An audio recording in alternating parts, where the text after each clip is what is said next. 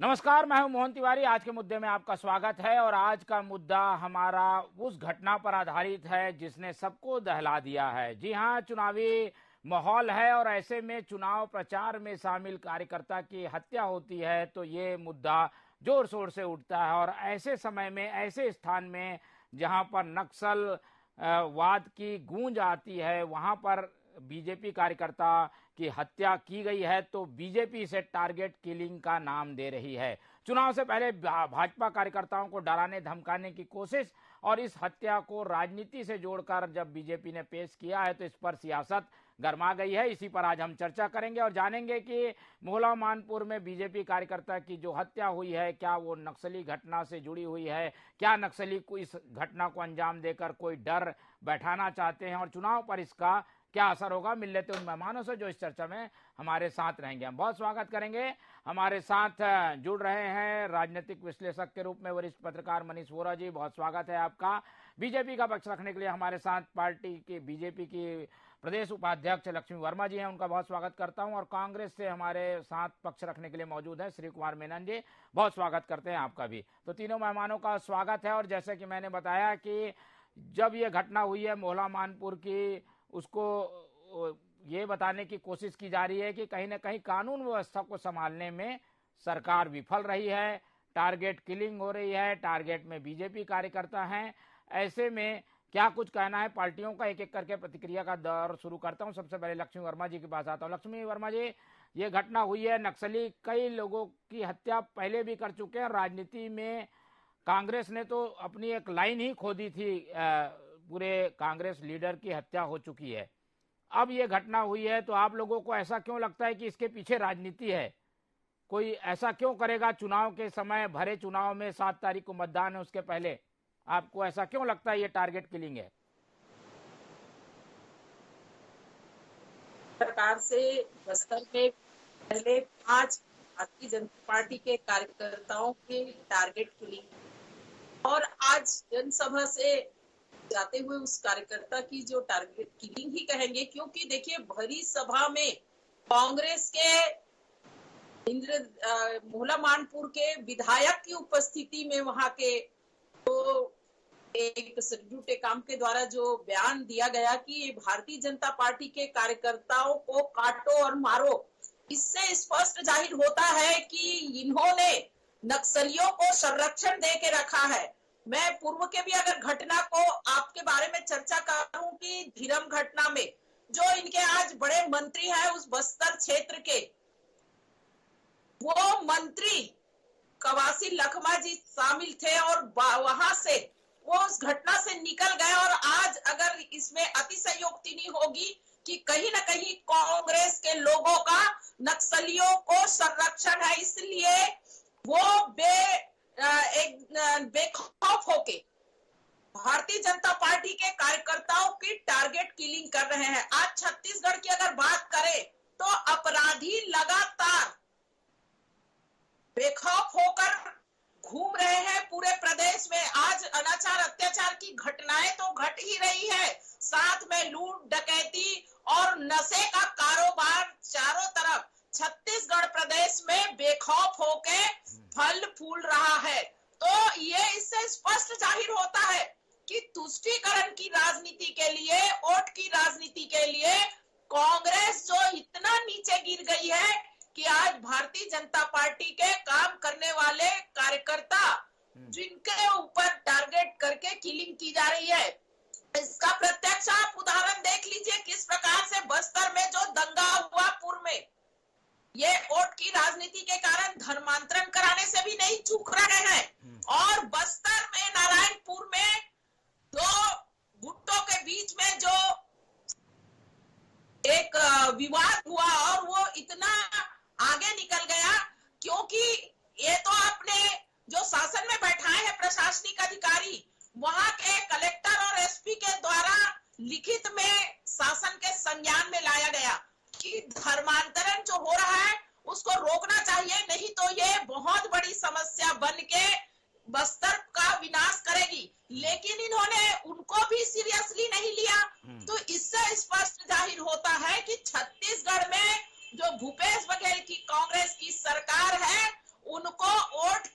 तुष्टीकरण की राजनीति की पड़ी है। ये छत्तीसगढ़ की जनता है, देख रही है कि किस प्रकार से ये छत्तीसगढ़ जैसे शांत प्रदेश को लगातार अशांत करके लोगों को डराया जा रहा है, धमकाया जा रहा है। ये छत्तीसगढ़ की जनता माफ नहीं करेगी। ठीक है, चलिए एक तरीके से ये प्रशासन की जो व्यवस्थाएं हैं उस पर भी सवाल खड़ा करता है कि अगर सरकार है तो कार्यकर्ताओं की सुरक्षा भी उसकी जिम्मेदारी है। किसी बीजेपी कार्यकर्ता को टारगेट बनाकर अगर हत्या कर दी जाती है तो सवाल उठने जायज भी हैं। श्री कुमार मेनन जी के पास चलूंगा। श्री कुमार जी, चुनाव चल रहे हैं, आप लोग दावा कर रहे हैं कि भाई नक्सल समस्या हमने कंट्रोल कर ली, नक्सलों जो है नक्सली है उन्हें एक क्षेत्र में जो है ढकेल के रख दिया है, कोने में कॉर्नर में वो सिमट गए हैं। उसके बाद ऐसी घटना हो जाती है। इसके पहले भीमा मंडावी विधायक बीजेपी के उनकी हत्या हो चुकी है। फरवरी में लगातार 3 बीजेपी कार्यकर्ताओं के घर में घुस के हत्या हुई है। अब ये घटना, ऐसे में सवाल तो पूछे जाएंगे। और इसको आप लोग अपनी असफलता मानते हैं क्या, ये घटना जो हुई है? नारी जी, सबसे पहली बात दुर्भाग्य ये है कि ऐसे लोग इस बारे में चर्चा कर रहे हैं जिनके नेता और देश के गृह मंत्री, जिनके पास पूरे देश के अंदर की इंटरनल सिक्योरिटी की जिम्मेदारी, जिनके रहते आज पंजाब में फिर से खलिस्तान ऊपर उठ रहा है, कश्मीर के अंदर में हमारे सैनिकों को मारा जा रहा है, मणिपुर पिछले 100 दिनों से ज्यादा जल रहा है, मिजोरम, नागालैंड, असम में रात का 12 घंटे का कर्फ्यू लग रहा है। उसको नियंत्रित न कर पाने वाले देश के गृह मंत्री अमित शाह जी कल यहां बोल के गए हैं जगदलपुर के अंदर, बस्तर के अंदर में, कि हम लोगों ने नक्सलियों को 3 तरफ से मार के उनको नेस्तनाबूद कर दिया। ये अमित शाह जी का बयान है ना? जी जी। तो अमित शाह जी बयान देकर नक्सलियों को भड़काने का काम किए और नक्सलियों को भड़काकर उन्होंने जो बात सतपाल मलिक जी ने बोला था, प्रशांत भूषण जी ने बोला था कि वोट पाने के लिए, राजनीति करने के लिए, सरकार बनाने के लिए मोदी जी और अमित शाह जी चाहे तो अपने लोगों को मरवा भी सकते हैं, अपने लोगों को हमला भी करवा सकते हैं, राम मंदिर के ऊपर भी हमला करा सकते हैं। यही बात उद्धव ठाकरे जी ने बोला और देश के तमाम चिंतक बोल रहे हैं कि इस प्रकार की घटना कराने में भाजपा के लोग माहिर है कि अपने लोगों के ऊपर आक्रमण कराओ ताकि सहानुभूति मिले, उनको राजनीतिक मुद्दा बनाने का मौका मिले। और रही बात, ये आरोप हमारे ऊपर लगा रहे हैं टारगेट किलिंग का, जिनके हमारे शीर्षस्थ नेता विद्याचरण शुक्ल जी, नंद कुमार पटेल जी, महेंद्र कर्मा जी, उदय मुदलियार जी, भाई योगेंद्र शर्मा, तमाम ऐसे साथी 29-30 लोग हमारे जो कार्यकर्ता है, नेता है, बड़े बड़े लोग झीरम कांड में शहीद हुए थे। सरकार किसकी थी? रमन सिंह की सरकार थी। क्या जिम्मेदारी लिया उन्होंने? क्या उस समय उन्होंने इस्तीफा दिया?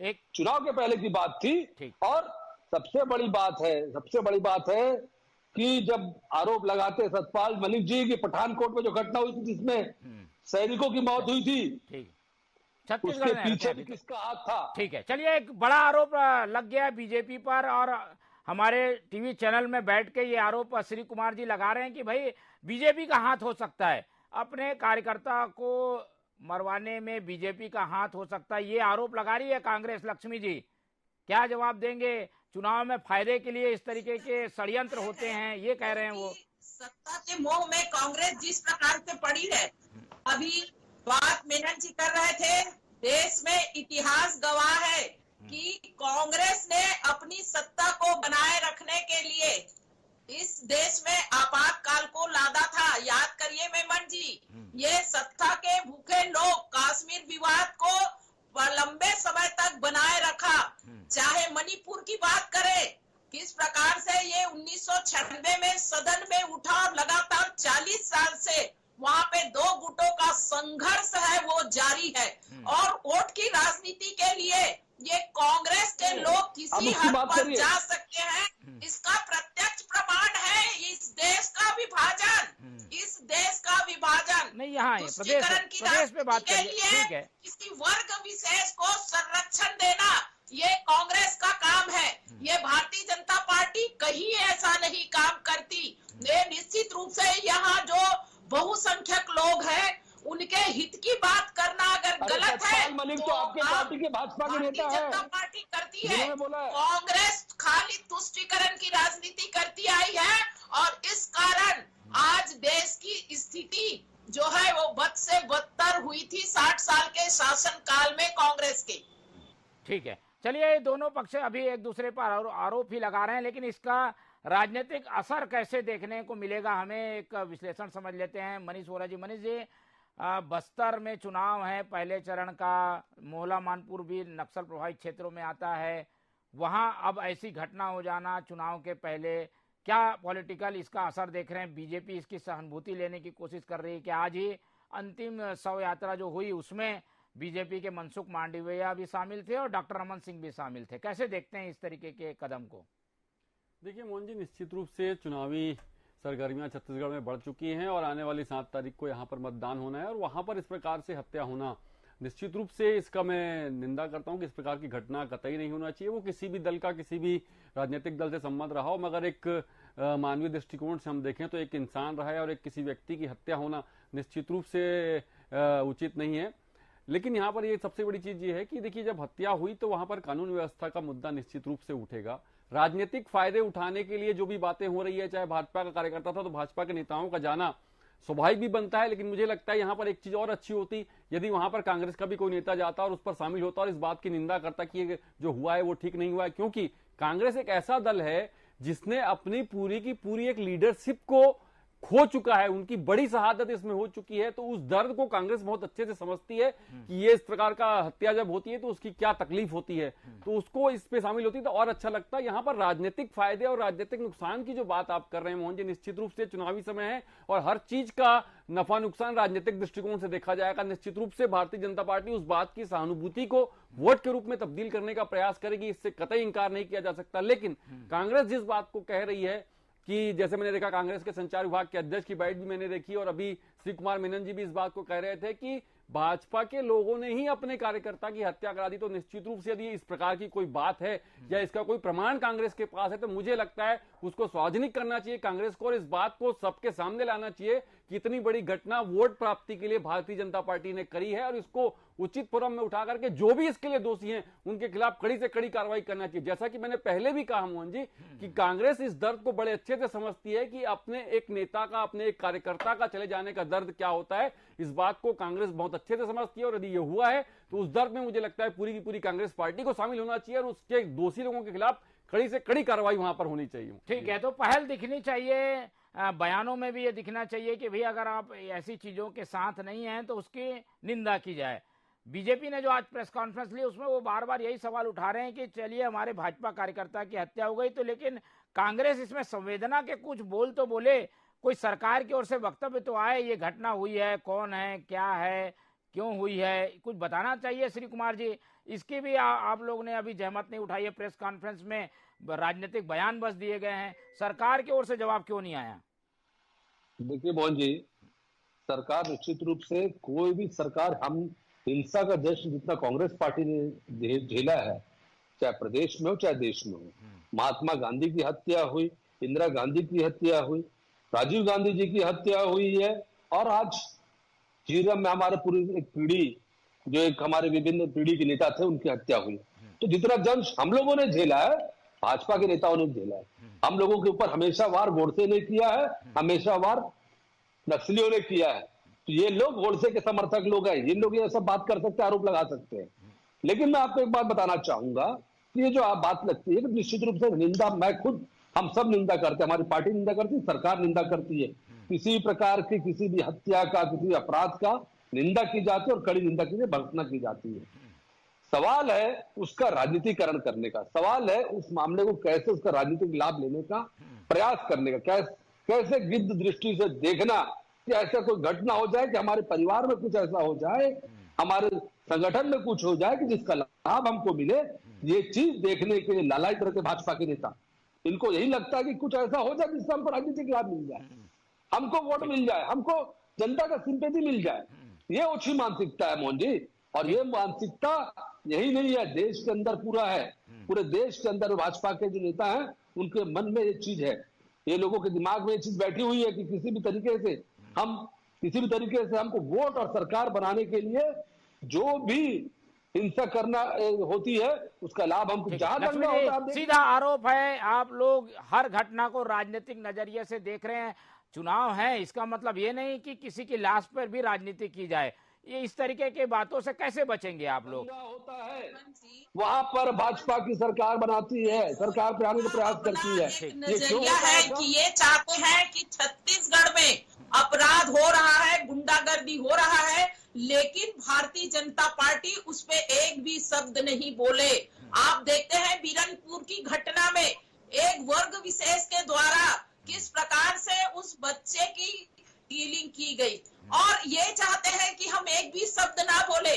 आप देख लीजिए कि अगर हम कवर्धा की बात करें, वहां पे किस प्रकार से जो एक हिंदू सनातन संस्कृति परंपरा का ध्वज था उसको पैरों तले कुचल करके ये निर्दोष लोगों को उसमें फंसाने का काम किए, और चाहते हैं कि एक भी शब्द ना बोले।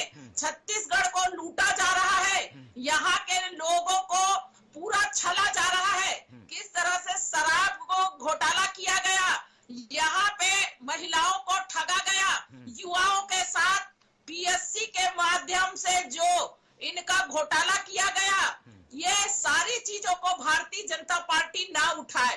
तो भारतीय जनता पार्टी ने प्रण किया है मेनन जी, मैं आपको बताना चाहती हूँ कि छत्तीसगढ़ की जनता ने हमें निश्चित रूप से विपक्ष की भूमिका में बैठाया है, लेकिन उनकी आवाज को, हम इस छत्तीसगढ़ की जनता की आवाज को कांग्रेस की सरकार तक पहुंचाए। ये तुष्टीकरण की राजनीति छत्तीसगढ़ में नहीं चलेगी। फिर सुन लीजिए आप, छत्तीसगढ़ की जनता सब जानती है, और वो आने वाले समय में, अभी चुनाव बहुत नजदीक है, 7 तारीख और 17 तारीख को चुनाव होना है, निश्चित रूप से दूध का दूध और पानी का पानी हो जाएगा। जिम्मेदारी आप लोगों की है, सरकार में आप लोग हैं, पुलिस आपके पास है, ये तो पता करिए आखिर हुआ क्या है, कौन है इसके लिए जिम्मेदार, घटना के लिए जिम्मेदार कौन है? मोहन जी, आज जिस बात कर रहे हैं हम, जिस घटना की बात कर रहे हैं, इसके पहले भी छत्तीसगढ़ के अंदर में बहुत सारे नक्सलाइटों के द्वारा हत्या की गई है। बिरजू ताराम जी की हत्या जो हुई है उसकी निंदा हम सब करके सरकार कर रही है, लेकिन जिस प्रकार से खोजने का काम, भाई स्थानीय पुलिस से लेकर सबकी जिम्मेदारी संभाल रहा है। आज चुनाव आयोग और राज्यपाल जी के द्वारा हित जो है वो सके। लक्ष्मी जी आ जानी बात, जवाब आ जानी भाई लक्ष्मी, या तो पूरी बात हो जाने। लक्ष्मी जी 2 मिनट, लक्ष्मी जी बात तो सुन लीजिए, लक्ष्मी जी उनकी बात सुन लीजिए। किस मुंह से जनता से बात करेंगे? ये भारतीय जनता पार्टी के जो कार्यकर्ता है, जो जनता की आवाज उठा रहे हैं, ठीक है, जिन्होंने बीड़ा उठाया है जनता के अधिकार की बात रखने की, ऐसे लोगों को टारगेट करके किसी के बात नहीं करेंगे आप लोग, करवाया जा रहा है। जवाब दे रहे हैं, जवाब तो सुन लीजिए। लक्ष्मी जी जवाब दे रहे हैं श्री कुमार जी। भाई पुलिस आपके पास है, सरकार आपके पास है, पता करिए श्री कुमार जी ये घटना हुई क्या है, क्यों है? आप बीजेपी पे आरोप लगा दे रहे हैं, अगर ऐसा है तो सच्चाई सामने लाइए, ऐसे हवा में आरोप लगाने से कैसे काम चलेगा? मोहन जी घटना कल की है जी, 24 घंटे नहीं बीते हैं, और उसके पहले अगर आप रिजल्ट की बात करेंगे तो ये पुलिस के इन्वेस्टिगेशन का काम है। पुलिस वहां काम कर रही है, पुलिस वहां पर जांच कर रही है, क्या घटना हुई है, कोई और मारपीट घटना, इसके पीछे कोई और मामला है, कहीं उनका कोई पारिवारिक मामले की बात चल रही, कोई और चीजों के बारे में भी चर्चा आ रही है। किसी अखबार में मैंने पढ़ा है कि वहां पर कुछ मूर्ति बैठाने को लेकर उन्हीं के ही समाज के कुछ लोगों के साथ कुछ विवाद उनका चल रहा था, अपने पारिवारिक लोगों से उनका कुछ विवाद चल रहा था। ये बातें धीरे सामने आएंगी, पता चलेगा। इतनी जल्दीबाजी क्या है राजनीतिकरण करने का, इस प्रकार के आरोप लगाने का? लक्ष्मी वर्मा जी की सरकार जब थी, क्या रमन सिंह जी ने एक बार नेता का इस्तीफा दिया? रमन सिंह जी की सरकार में इतने नेता मारे गए, इतने नक्सली हमले में 500 से ज्यादा लोग मारे गए उस दौर में, 15 साल के कार्यकाल में, लेकिन क्या कभी उन्होंने माफी मांगी? कि कई इन हत्याओं के लिए जिम्मेदार लेते हैं, नेतृत्व के नाते इस्तीफा देते हैं करके आज आरोप लगा रहे हैं आप लोग। और सरकार आपकी है, केंद्र सरकार वहां पर नक्सलाइट बेल्ट में सीआरपीएफ काम कर रहा है, वहां पर अनेक योजना चलाई और निश्चित रूप से नक्सलाइट जो है वो कम हुए हैं, लेकिन आज गृह विभाग सरकार जो है उनको संरक्षण दे रही है, इसलिए बहुत सारी चीजें जो है आज दबी हुई है। मेनन जी ठीक है, संरक्षण दिया हुआ है, सीधा संरक्षण का आरोप है विजन में वहां पर प्रशासन चल रहा है। ठीक है जी, चलिए ये मुद्दा गर्माते रहेगा, एक विश्लेषण समझ लेते हैं। मनीष जी, तर्क दोनों ओर से हैं, जांच का ये विषय है, पर क्या इसमें कोई पॉलिटिक्स जैसी चीजें देखते हैं क्या आप? क्या एक डर का मैसेज देने के लिए नक्सली ये वारदात को अंजाम दे रहे हैं? उनका कोई राजनीति से लेना देना नहीं होगा, लेकिन नक्सली इस तरीके की घटना के जरिए अपनी आमद, अपनी उपस्थिति जो है वो बताने के लिए ये इस तरीके की घटना कर रहे हैं। निश्चित रूप से मोहन जी, मैं आपकी बात से सहमत हूं कि जब भी चुनाव का समय होता है उस समय नक्सली कोई ना कोई बड़ी घटना को अंजाम देते हैं और इसके माध्यम से वो पूरे देश में अपनी उपस्थिति का एहसास कराने का प्रयास निश्चित रूप से करते हैं। और छत्तीसगढ़ नहीं, इसके आसपास भी जहां पे होता है इस प्रकार की घटनाएं वो लगातार करते हैं। लेकिन ये जो घटना, इसकी हत्या की घटना हुई है, उसमें के पीछे भी हो सकता है नक्सलियों का ये मंशा हो कि वो अपनी उपस्थिति वापस दर्ज कराने का बात करें, क्योंकि कांग्रेस और भाजपा दोनों इस बात को दावे के साथ कह रही है कि हमने छत्तीसगढ़ से नक्सलवाद को लगभग खत्म करके एक कोने में सिमट कर रख दिया है, उनकी गतिविधियां एक छोटे से क्षेत्र में सीमित हो गई है। तो लगातार इस बात को दोनों दल कह रहे हैं, तो हो सकता है कि नक्सली इस घटना को इस दृष्टि से अंजाम दिए हों कि हमारी उपस्थिति यहां पर मौजूद है और हमारे रहते इस तरीके के कोई भी हम होने नहीं देंगे। ये बात निश्चित रूप से है। लेकिन इसके साथ साथ यदि राजनीतिक रूप से हम देखें तो दोनों दल की बातों को मैं सुन रहा था, निश्चित रूप से देखिए इसमें जांच होना चाहिए। जांच होने के बाद मैंने पहले भी कहा कि जो लोग भी इसके दोषी हैं उनके खिलाफ कड़ी से कड़ी कार्रवाई होना चाहिए। राजनीतिक हत्या यदि है, और जो बड़ा आरोप कांग्रेस लगातार लगा रही है कि ये भाजपा ने ही अपने कार्यकर्ता की हत्या वोट मांगने के लिए, सहानुभूति बटोरने के लिए की है, निश्चित रूप से बहुत बड़ा आरोप है। इस आरोप को यदि वो प्रमाणित करते हैं तो मुझे लगता है कि भाजपा को बेनकाब करने में वो कामयाब हो जाएंगे। लेकिन इस तरीके की राजनीति, एक राजनीतिक दल के व्यक्ति की हत्या हो जाती है और एक दूसरा राजनीतिक दल ये कहे कि उसी की पार्टी के लोगों ने उसकी हत्या कर दी, निश्चित रूप से मुझे लगता है कि इस बात के पीछे कोई ना कोई यदि तर्क है तो उसको सार्वजनिक करें, और यदि नहीं है तो मुझे लगता है कि ये बहुत बड़ी बात है। इस प्रकार की चीजें नहीं होना चाहिए और इसका राजनीतिक लाभ देखिए दोनों दल प्रयास कर रहे हैं, एक की बात हम नहीं करते, दोनों दल इस बात का प्रयास कर रहे हैं कि इसका राजनीतिक लाभ हम कैसे ले सकते हैं। लक्ष्मी जी, आप लोगों के कार्यकर्ताओं के मन में एक डर आ गया, चुनाव सामने है, कैसे प्रचार करेंगे, कैसे आगे जाएंगे कार्यकर्ता जब ऐसी घटनाएं होंगी? तो उन्हें संबल देने के लिए आप लोग क्या कर रहे हैं वो बताओ। ये भारतीय जनता पार्टी के कार्यकर्ता जो डरने वाले नहीं है, वो इस देश की रक्षा के लिए कसम खा के आज इस मैदान में है। एक विचारधारा से जुड़कर आज कार्यकर्ता निडर होके इनके धमकाने के बाद भी क्षेत्र में काम कर रहे हैं, इनकी नाकामी को लेके जा रहे हैं और इससे कांग्रेस जो है वो दहशत में है। आज देखिए लगातार दहशत में है। ठीक है, 30 सेकंड है, समय कम है। श्री कुमार जी, चुनाव के समय ऐसे आरोप लगना, सफाई देने में ही टाइम लग जाएगा, समय नहीं है, चुनाव सामने है। मोहन जी, जिस पार्टी के केंद्रीय गृह मंत्री मणिपुर जैसे अशांत क्षेत्र में, या प्रधानमंत्री मणिपुर जा नहीं पा रहे 180 दिन में, उनसे ज्यादा डरा हुआ कौन है? उनसे ज्यादा पूरे देश के अंदर में बॉर्डर क्षेत्रों, बॉर्डर राज्यों में यह स्थिति आ रही है। और मनीष जी ने जो बात करी, मैं निश्चित रूप से इस बात को कहूंगा कि इसकी अच्छे से जांच होनी चाहिए। जो घटना हुई है उसके पीछे कौन लोग हैं, बेनकाब होने चाहिए, और कोई षड्यंत्र है, क्योंकि वहां पर लगातार विजय कुमार जी आते हैं, राष्ट्रीय सुरक्षा सलाहकार, जो नक्सलाइट ऑपरेशन के जो हेड है, वो आकर देखते हैं, एक एक चीज को नजर रखते हैं, फिर कैसे ये घटना हो जा रही है। गृह मंत्री अमित शाह जी कल भाषण दे के गए हैं और कल ही घटना हो जाती है। वो चैलेंज करके गए नक्सलियों को कि हमने तीनों तरफ से उनको घेर के मार के कोने में कर दिया है, और कल ही नक्सली उनको जवाब देते हैं। तो क्या ये भड़काने का भाषण था उनका? क्या वो प्रवोक कर रहे थे? ये भी जांच का विषय होना चाहिए कि आखिर क्या मकसद था उनका ऐसा भाषणबाजी कर अपने ही कार्यकर्ता के ऊपर आक्रमण कराने का। ये भी जांच का विषय होना चाहिए। ये सब जांच का विषय है, लेकिन चुनाव है तो सब चीजों को राजनीतिक नजरिए से देखने की जरूरत पड़ती है, और यही कुछ हो भी रहा है। बीजेपी ने तो इसका राजनीतिकरण करते हुए सीधा आरोप कांग्रेस पर लगाया है। अब कांग्रेस की ओर से भी आरोप लगा है, सच्चाई कितनी है ये तो समय बताएगा, लेकिन चुनाव के समय में इस तरीके के आरोपों की चर्चा जमकर हो रही है। पहले चरण के चुनाव में इन सब बातों का भी असर हमें देखने को मिलेगा। समय कम है इसलिए चर्चा यहीं खत्म करेंगे। लक्ष्मी वर्मा जी हमारे साथ जुड़े, उनका बहुत धन्यवाद। श्री कुमार मेनन जी हमारे साथ थे, उनका बहुत धन्यवाद। और मनीष वोरा जी ने हमें समय दिया, उनका भी बहुत धन्यवाद। तो तीनों मेहमानों का धन्यवाद करते हुए चर्चा यहीं खत्म करते हैं और आप लोग से उम्मीद रखते हैं कि आप लोग देखते रहिए TV 24। मुझे दीजिए इजाजत, रखिए अपना बहुत ख्याल। नमस्कार।